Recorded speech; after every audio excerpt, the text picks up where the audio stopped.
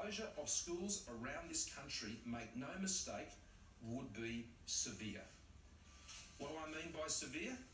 Tens of thousands of jobs could be lost, if not more.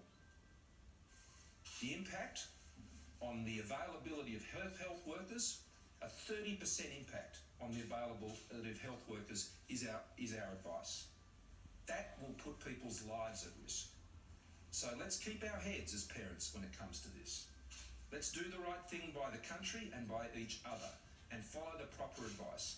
There is a national public interest here in keeping schools open, and our advice is that is not being done at the detriment of the health of any child.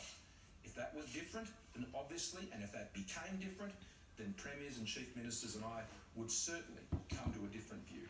But right now, that is the advice, and we need to ensure that when we're putting these scalable and sustainable measures in place, that we are doing things that improve the situation, not worsen the situation, and lessen our capacity to deal with this. Now, aged care.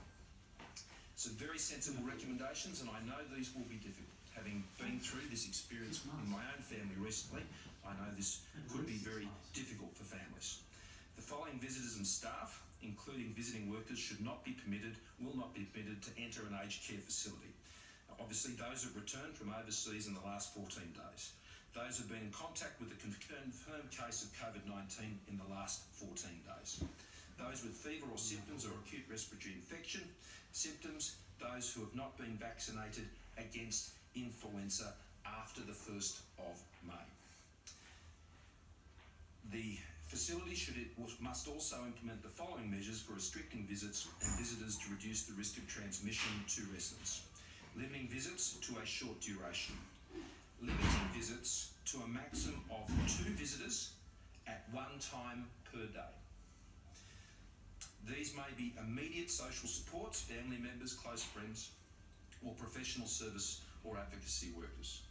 Visits should be conducted in a resident's room, outdoors, or in a specific area designated by the facility, rather than communal areas where the risk of transmission to other residents is greater. There should be no large group visits or gatherings, including social activities or entertainment, to be permitted at this time. No school groups of any size should be allowed to visit aged care facilities. Visitors should also be encouraged, as all Australians are, to practice social distancing where possible, including maintaining the distance of 1.5 metres. Children aged